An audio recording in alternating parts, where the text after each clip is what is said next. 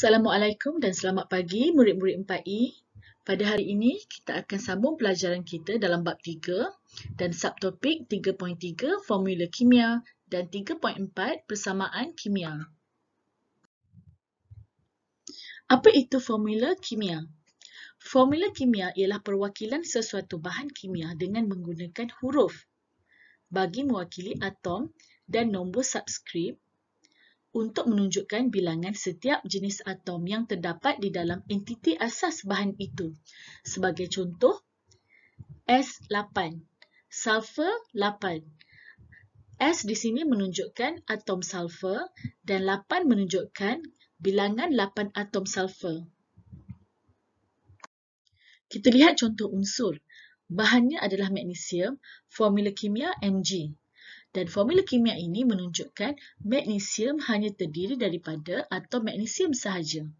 Untuk yang kedua, bahan gas oksigen, formula kimia O2. Dan formula kimia ini menunjukkan molekul gas oksigen terdiri daripada 2 atom oksigen. Kita lihat contoh sebatian pula. Bahannya adalah air dan formula kimia H2O. Dan nombor subskrip menunjukkan 2 atom hidrogen bergabung dengan 1 atom oksigen. Untuk yang kedua, bahannya ialah aluminium oksida dan formula kimianya Al2O3. Nombor subskrip menunjukkan setiap 2 atom aluminium bergabung dengan 3 atom oksigen. Di sini kita ada formula empirik dan formula molekul. Okey, kita tengok maksud bagi formula empirik. Formula empirik ialah formula kimia yang menunjukkan nisbah paling ringkas bagi bilangan atom setiap jenis unsur dalam sesuatu sebatian. Okey, formula empirik adalah nisbah yang paling ringkas. Okey. Untuk formula molekul, ia ialah formula kimia yang menunjukkan bilangan sebenar atom setiap jenis unsur yang terdapat di dalam satu molekul sesuatu sebatian. Okey, jadi formula molekul adalah bilangan yang sebenar, formula empirik adalah bilangan yang paling ringkas. Baik, kita tengok contoh di sini, formula molekul dan formula empirik bagi glukosa. Okey, tengok di sebelah kiri kamu, formula molekul glukosa ialah C6H12O6. Okey, kita ingat balik maksud formula molekul tadi, ia adalah bilangan sebenar. Okey, bilangan sebenar atom. Okey, formula menunjukkan satu molekul glukosa terdiri daripada 6 atom karbon, 12 atom hidrogen dan 6 atom oksigen. Jadi bila kita tulis dalam bentuk nisbah, okey, nisbah bilangan atom, atom karbonnya adalah 6, atom hidrogen 12 dan atom oksigen adalah 6. Okey, jadi baris pertama ini menunjukkan formula molekul glukosa. Okey, di bawah ini adalah formula empirik glukosa. Okey, yang barisan yang bawah ini. Okey, jadi macam mana dapat ni nombor 121 ni? Okey, maknanya kita kena bahagikan nombor yang 6, 12, 6 ini dengan satu gandaan sepunya terbesar untuk mendapatkan nilai integer yang paling ringkas. Okey, nilai integer yang paling ringkas. So, 6 kita bahagikan dengan 6 dapat 1, 12 bahagi 6 dapat 2, 6 bahagi 6 dapat 1. Jadi, formula empirik glukosa adalah CH2O. Okey, maksudnya 1 atom karbon, 2 atom hidrogen dan 1 atom oksigen. Okey, jadi formula untuk formula empirik glukosa ini menunjukkan bahawa nisbah paling ringkas bilangan atom karbon kepada bilangan atom hidrogen dan atom oksigen, iaitu 1:2:1. Berikut merupakan formula molekul dan formula empirik bagi beberapa bahan. Okey, kita tengok yang pertama, bahannya adalah air. Formula molekul H2O, formula empirik juga sama, H2O. Kerana bilangan atom sudah berada dalam bentuk yang teringkas. Okey, nombor yang ringkas. Untuk amonia, formula molekul NH3, formula empirik juga NH3. Okey, dia gabungan 1 dan 3. Okey, ia dah ringkas. Untuk hidrazin, N2H4 bagi formula molekulnya. Okey, untuk formula empirik NH2. Okey, sebab kita tengok 2 dan 4 masih boleh dimudahkan. Okey, kita bahagi dengan gandaan sepunya terbesar, 2 bahagi 2 dapat 1. 4/2 dapat 2. Okey, macam kita buat pecahan ya, kita nak mudahkan nombor. Okey, propena C3H6 okey menjadi C1H2. Di mana kita bahagikan nombor ini dengan 3. Benzena C6H6, okey 6 dan 6, so kita boleh bagilah, bahagi dengan 6, bahagi dengan 6. So dalam ringkas ni kita dapat C1H1, CH lah. Okey. Okey, baik. Penentuan formula empirik. Okey, formula empirik tadi adalah bilangan nisbah yang teringkas. Nisbah ringkas kan, macam E easy. You nak ingat empirik, E easy, senang, yang ringkas. Okey.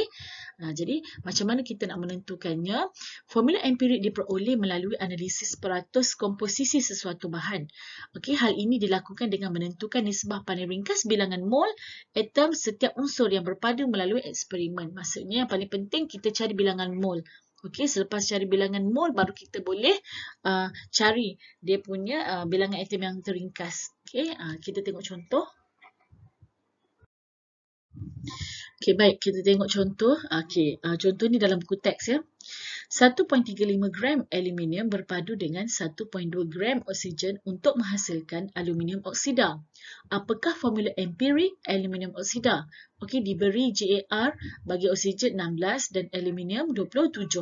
Okey, jadi penyelesaiannya kita buat secara details lah ya.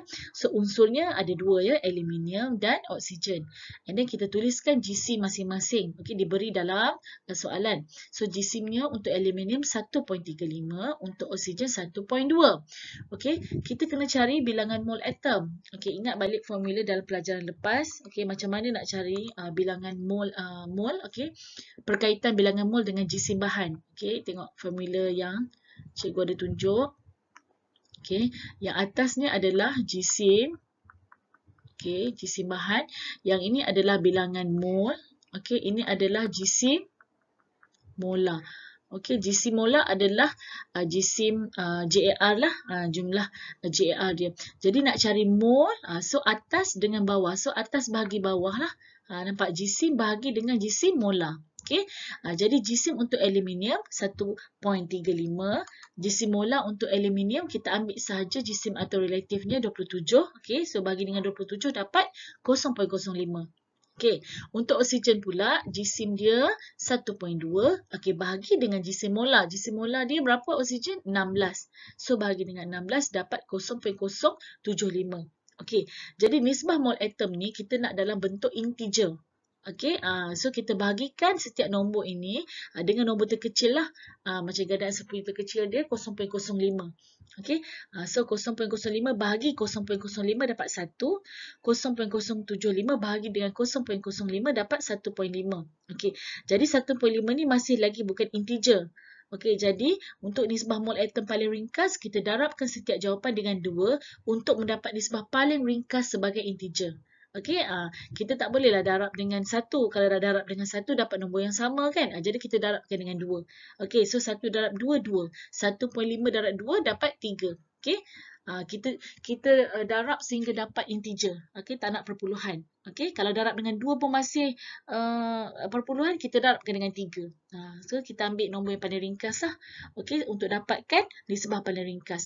So, selepas kita buat pengiraan, kita dapati untuk aluminium atomnya adalah 2. Untuk oksigen atomnya adalah 3. Okey, jadi maksudnya 2 mol atom aluminium berpadu dengan 3 mol atom oksigen.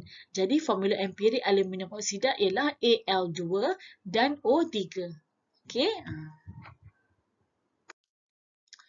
Okey, ini adalah eksperimen dalam subtopik ini iaitu untuk menentukan formula empirik magnesium oksida. Okey. Jadi kita tengok rajah ni ia adalah penghitungan jisim magnesium dan oksigen di dalam magnesium oksida. Okey, untuk magnesium, jisim ini ditentukan sebelum tindak balas berlaku.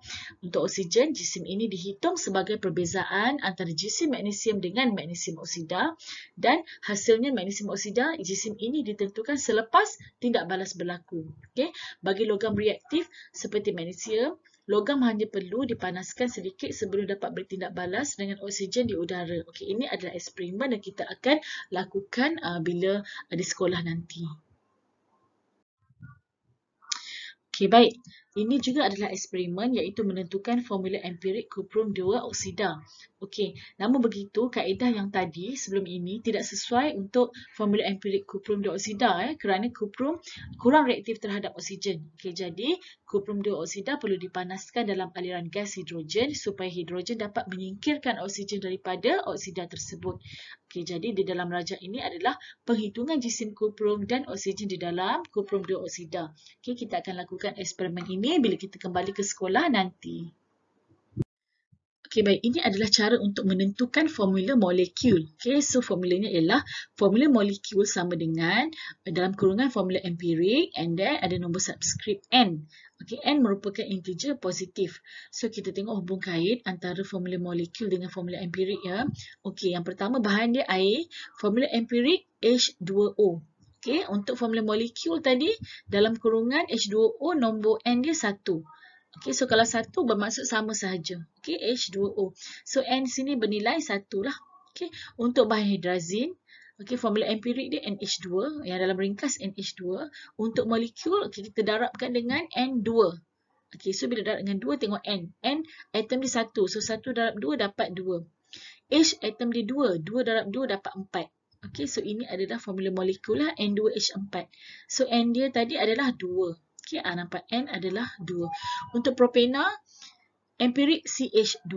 Okey, untuk formula molekul kita darabkan dengan 3. N sebagai 3. Jadi C dia karbon ada 1. 1 darab 3 menjadi 3 atom. Untuk H, hidrogen ada 2. So 2 darab 3 ada 6 hidrogen. So C3H6 adalah formula molekulnya. Okey, di mana N adalah 3. Okey, untuk benzena, empirik dia CH. Okey, untuk formula molekul CH dalam kurungan and then N6.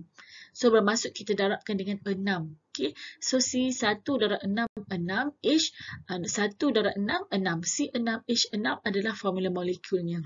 Okey, di mana N ialah 6. Okey. Okey, kita tengok contoh 15 untuk pengiraan formula molekul ya. Okey, dalam buku teks juga ya. Satu sebatian mempunyai formula empirik CH2. So, ini dalam ringkasnya CH2. Jisim molekul relatifnya ialah 56. Okey, bermaksud jumlah jisim JMR keseluruhan CH2 ialah 56. Apakah formula molekul sebatian itu? Okey, so diberi jisim atom relatif lah setiap atom. Okey, kita tengok dia punya penyelesaian. Okey, andaikan formula molekul sebatian ialah CH2 dalam kurungan N. Okey, macam tadi dah dia punya formula ARM dia. Okey, mesti darabkan dengan N. Tapi N kita tak tahu kan. Okey, jadi macam mana nak dapatkan nilai N ni? Kita tengok dia punya information yang diberi. JMR 56. Okay, nampak dia dah bagi tahu JMR 56. Jadi kita cari jumlah setiap atom ni. So kita pecahkan jumlah setiap atom CH2 ni. Okay, so kita tulis macam ni berdasarkan formula molekul tadi.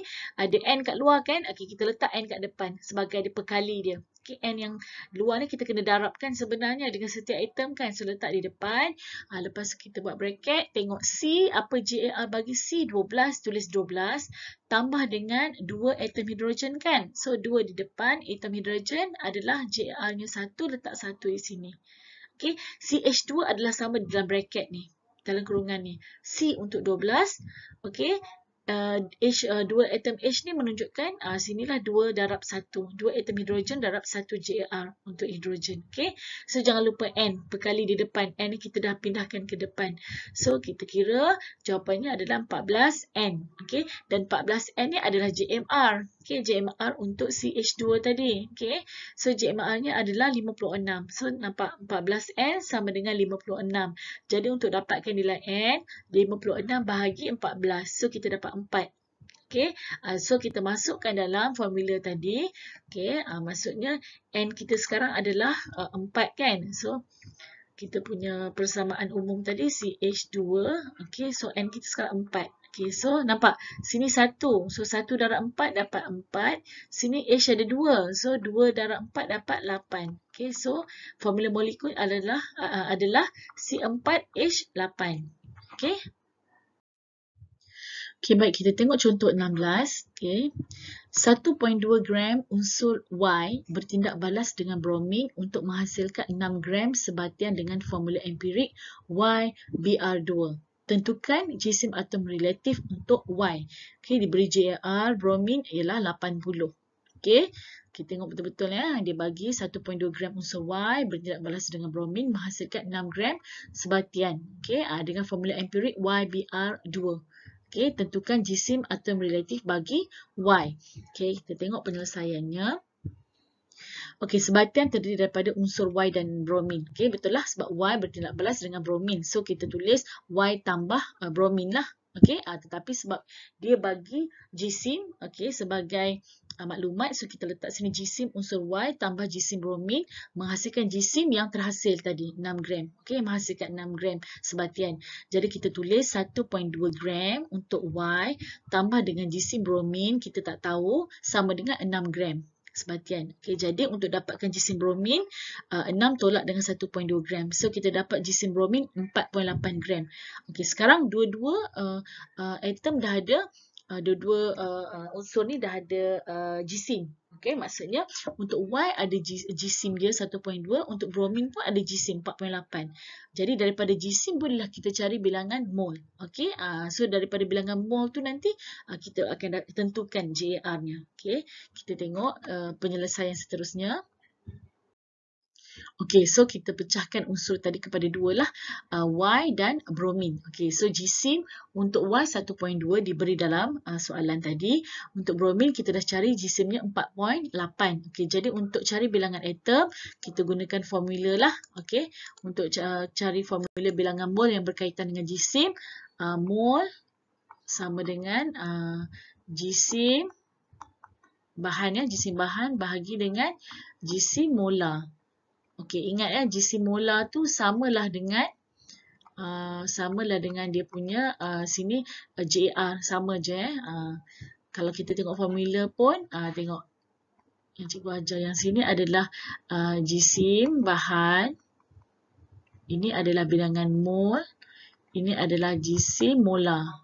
Okey, jadi untuk dapatkan bilangan mol, jisim bahagi jisim molar. So, inilah jisim bahagi jisim molar. Jisim bahagi jisim molar.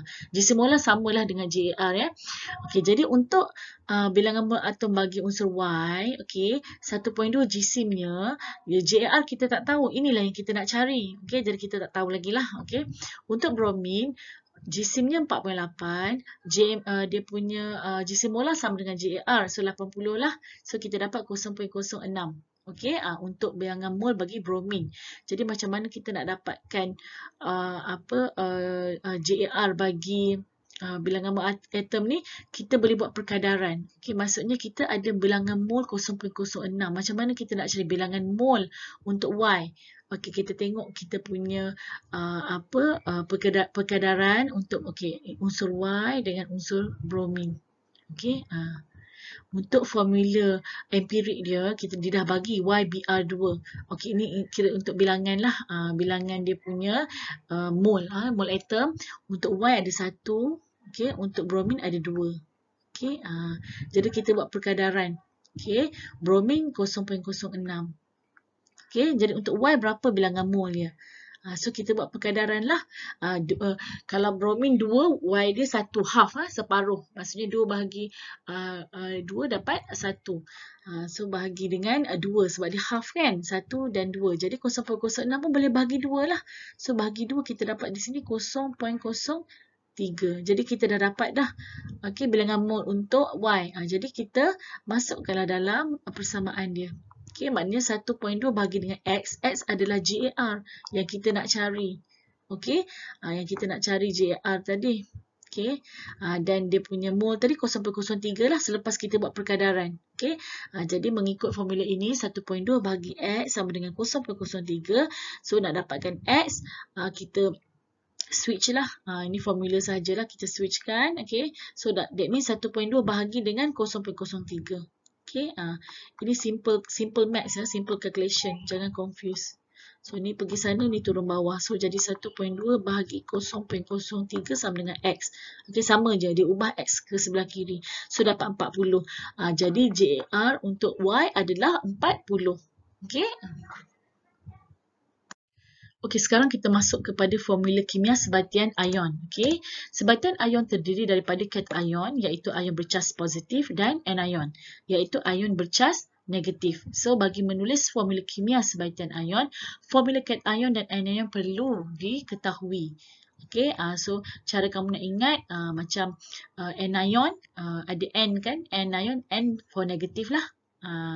So kalau cation positif lah sebab anion N ini mewakili negatif huruf N. Okay. Okey, baik. Ini adalah formula bagi cation dan anion yang lazim. Okey, so kita tengok cation, ion natrium ya. So formula cation dia Na+. Okey, untuk anion, ion oksida. Okey, so formula anion dia O2 negatif. Okey, seterusnya untuk yang charge positif ya, cation, ion kalium, so K positif formula cation dia. Untuk seterusnya anion bagi ion klorida, formula anion dia Cl negatif. Okey, so kamu boleh tengoklah contoh seterusnya.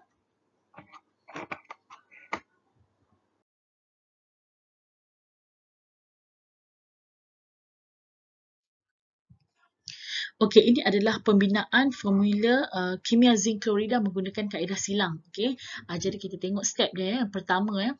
Okey, so untuk charge yang positif, ion zinc kita ada zinc Zn 2 positif, okey, 2 plus. Untuk ion yang charge negatif, anion, ion klorida, Cl negatif. Okey, so yang pertama berdasarkan nama sebatian, tentukan cation dan anion. Okey, so kita dah tentukanlah.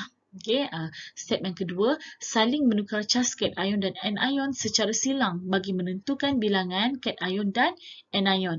Jadi dia akan bertukarlah, tukarkan charge dia secara silang. So di sini charge-nya ada 1, dekat sini charge positif ada 2. So dia bertukar secara silang. Okey, jadi yang ketiga, tulis formula kimia sebatian. Formula adalah neutral. So charge ion tidak ditulis pada formula. Okey, nombor subskrip digunakan untuk menunjukkan bilangan ion. So kita tengok untuk charge positif tadi, okey, bilangan dia 1 kan? Sebab kita dah tukar, darab dengan positif 2 di sini. So dapat positif 2. Untuk jumlah untuk charge negatif pula, dekat sini ada 2 kan? So kita darabkan dengan charge dia negatif 1. So dapat negatif 2. Jadi jumlah charge akhirnya kosong. Jadi maksudnya formula adalah neutral lah. So charge ion tidak ditulis. Okay, so kita tulis kat sini Zn Cl2. Okay, so Zn Cl2. So ion tidak ditulis. Okay, nombor subskrip digunakan untuk menunjukkan bilangan ion. Okay, so ini adalah pembinaan formula kimia zinc klorida menggunakan kaedah silang. Okey, baik. Bagi penamaan sebatian kimia, okey, nama cation ditulis terlebih dahulu. Okey, diikuti dengan nama anion. So, contohnya di sini cation dia ion natrium, anion ion klorida. So, nama sebatian ion itu adalah natrium klorida. Okey, cation dahulu. So, seterusnya zinc bromida. Okey, dan seterusnya magnesium nitrate. Okey, ada 3 points ya berkenaan dengan penambahan sebatian kimia. Yang pertama, sebatian kimia dinamakan secara sistematik berdasarkan saranan yang dibuat oleh Kesatuan Antarabangsa Kimia Tulen dan Gunaan. Yang kedua, sesetengah logam membentuk lebih daripada satu jenis ion. Jadi, untuk membezakan ion-ion itu, huruf Roman digunakan dalam penamaan. Misalnya ferrum, okey, membentuk 2 jenis cation iaitu ferrum 2 positif dan ferrum 3 positif. So, ion ferrum 2 plus dinamakan sebagai ion ferrum 2, manakala ion ferrum 3 plus dinamakan sebagai ion ferrum 3. Okey. Okey, ini dalam bentuk penulisan lah lebih jelas. So, ferrum 2 oksida kita tulis macam ni lah, ferrum 2. Okey, ferrum and then 2 plus, ada charge dia ya. So, ferrum 3 oksida macam ni, ferrum and then 3 plus.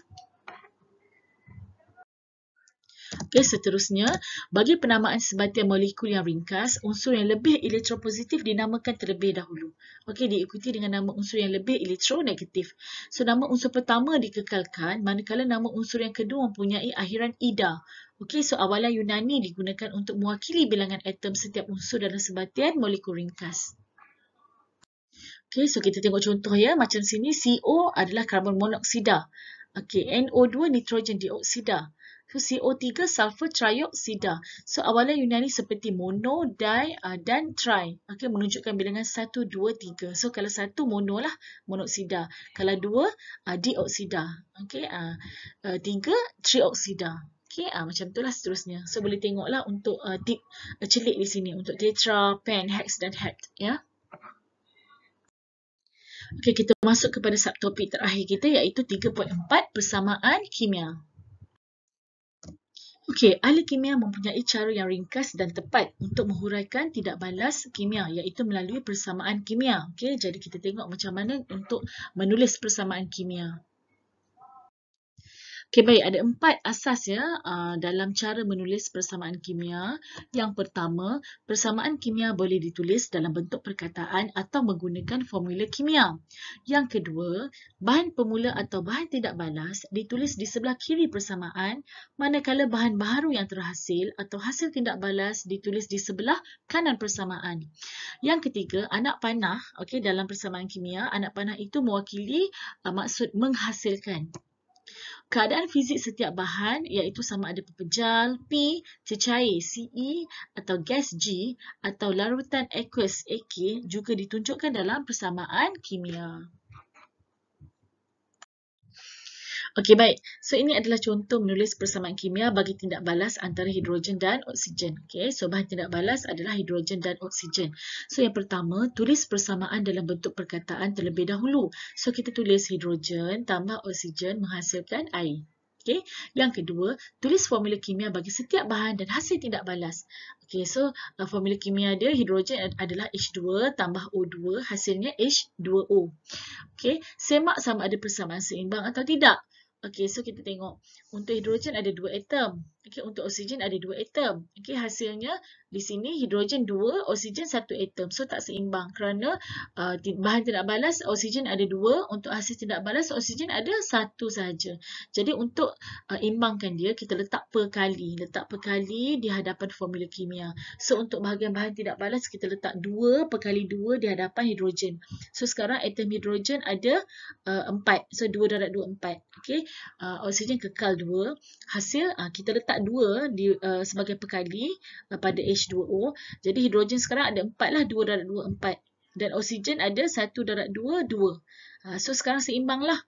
Di bahagian bahan tidak balas ada 4 atom hidrogen, hasil pun 4 atom hidrogen. Okay, untuk oksigen di bahagian bahan ada 2 atom oksigen, di bahagian hasil pun ada 2 atom oksigen. So dah seimbang. Yang kelima, tulis keadaan fizik setiap bahan dan hasil tidak balas. So di bahagian sini hidrogen adalah dalam bentuk gas, oksigen dalam bentuk gas. So hasil tidak balas adalah dalam bentuk cecair. Okay. Okey, dalam persamaan kimia haruslah seimbang ya, dan berdasarkan hukum keabadian jisim, jirim tidak boleh dicipta atau dimusnahkan. Jadi bilangan atom bagi setiap jenis unsur pada kedua-dua belah persamaan mestilah sama. Okey. Okey, persamaan kimia boleh ditafsirkan secara kualitatif dan kuantitatif. So, melalui aspek kualitatif, persamaan kimia membolehkan kita mengenal pasti bahan tidak balas dan hasil tidak balas serta keadaan fizik bahan. Okey, melalui aspek kuantitatif pula, kita boleh mengkaji stoikiometri persamaan kimia. Okey, stoikiometri ialah kajian kuantitatif komposisi bahan yang terlibat dalam tindak balas kimia. So, perkali dalam persamaan kimia menunjukkan nisbah bahan yang terlibat sama ada sebagai nisbah entiti asas bahan maupun nisbah bilangan mol. Okey, so kita tengok contoh di sini. Natrium di sini ya. Okey, bahan tidak balas, logam natrium dan gas klorin. Okey, ini adalah bahan tidak balas. So, hasil tidak balas adalah pepejal natrium klorida. Okey. Okey, untuk nisbah entiti asas zarah kita boleh tengok di sini 2 atom natrium bertindak balas dengan 1 molekul klorin menghasilkan 2 unit natrium klorida. Okey, ataupun kita boleh katakan dalam bentuk bilangan mol sama sahaja je, kita boleh katakan 2 mol natrium bertindak balas dengan 1 mol gas klorin untuk menghasilkan 2 mol natrium klorida. Okey. Okey, kita tengok nisbah bilangan mol asal tadi ya. Okey, so di sini 2 mol untuk natrium, 1 mol untuk klorin dan 2 mol untuk natrium klorida. Okey, jika kita nak bahagi dengan 2, okey, kalau kita nak bahagi dengan 2, kita nak kecilkan bilangan mol tadi, semua pun mesti bahagi dengan 2. So, tengok contoh ini, 2 mol bagi 2 dapat 1 mol. Okey, untuk klorin dapat 0.5 mol. Untuk hasil tadi dapat 1 mol sebab semua pun bahagi dengan 2. Okey, dan seterusnya. Okey, ia dihitung secara perkadaran bagi nilai-nilai lain. Kita boleh jadikan dia bilangan lebih besar atau lebih kecil. Okey, tetapi mengikut perkadaran. Okey, maksudnya kalau darab 2, semua darab 2. Kalau nak bahagi 2, semua bahagi 2. Macam tu ya. Okey, berdasarkan nisbah bilangan mol yang seimbang, okey, kita boleh selesaikan pelbagai masalah numerikal. Okey, bilangan mol yang dah ditentukan, okey, boleh ditukar kepada jisim, bilangan zarah atau isi padu gas melalui jisim molar, pemalan Avogadro atau isi padu molar. Okey, dengan menggunakan hubung kait ataupun formula yang kita telah pelajari, okey, dalam subtopik 3.2. Okey.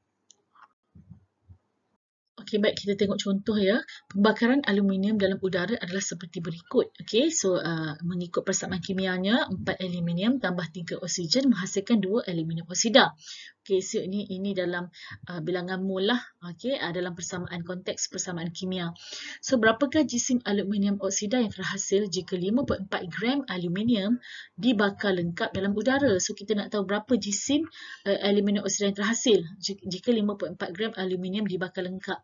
So, JAR diberi, okay, oksigen 16 dan aluminium 27. Okay. So, kamu kena betul-betul faham ya 3 formula yang terlibat di dalam subtopik 3.2. Jadi, kalau kamu betul-betul faham, maksudnya bilangan mol sangat penting. Okay, apa-apa pun kita kena cari bilangan mol, okay, untuk mendapatkan kuantiti yang seterusnya. Okay, so kita tengok maklumat yang diberi. So, ini adalah persamaan ya. So, maklumat daripada persamaan, okey, elemen ada 4 mol.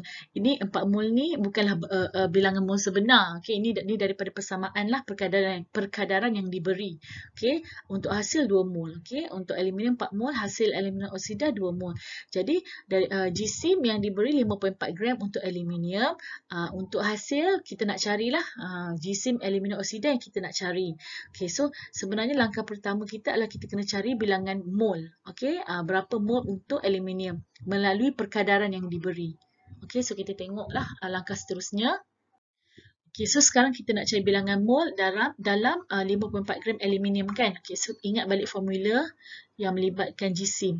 Mol dengan jisim. So ini adalah bilangan mol. Ini adalah jisim.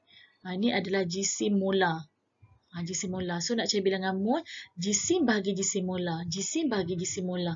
So, jisim aluminium 5.4. Jisim molar samalah dengan JAR dia, 27. So, dapat 0.2 mol. Okay. So, sekarang kita nak cari bilangan mol untuk hasil tadi, aluminium oksida. So, kita tengoklah perkadaran. Okay, untuk aluminium sebagai bahan, hasilnya tadi aluminium oksida kan. Okay, mengikut perkadaran dalam persamaan kimia, bilangan mol tadi ada 4 untuk aluminium. Untuk aluminium oksida ada 2. So, bilangan mol sebenar yang kita cari ni untuk aluminium 0.2. Jadi, apakah untuk aluminium oksida? So, kita buat perkadaran lah menggunakan kaedah matematik. Okey, macam 4 nak jadi 2 bahagi dengan 2. So, 0.2 pun kita kena bahagi 2 lah nak dapatkan dia punya perkadaran yang betul. So, 0.2 bahagi 2 dapat 0.1. So, kita dah dapat bilangan mol untuk aluminium oksida. Okey, so tengok balik formula tadi. Ni untuk jisim, ini untuk bilangan mol, ini apa dia? Jisim molar. Jisim molar kan. So, kita nak cari jisim kan? Kita nak cari jisim. Soalan kata cari jisim aluminium oksida. So, nak buat macam mana? So, mol dengan jisim molar kita darabkan sebab baris yang sama. So, mol darab dengan jisim molar. Nampak? Bilangan mol darab jisim molar. So, bilangan mol 0.1 dah cari. Okey, jisim molar samalah dengan JAR, JMR ataupun JFR dia. Okey, so kalau tengok formula, aluminium ada 2. So, 2 darab 27. Tambah dengan 3 oksigen, 3 darab 16. Okey, so kita dapat 102 di sini. So, 0.1 darab 102 adalah 10.2 gram. So, dapatlah jisim untuk aluminium oksida. Okey. Okey, setakat ini sahaja pelajaran kita pada hari ini. Okey. Jadi, sila buat latihan dari buku teks seperti berikutnya. Muka surat 69, okey, uji kendiri 3.3, muka surat 74, uji kendiri 3.4. Okey, ada lengkapkan juga buku kerja modul A+ bagi bab 3. Okey. Okey, setakat ini sahaja. Kita jumpa lagi di kelas seterusnya.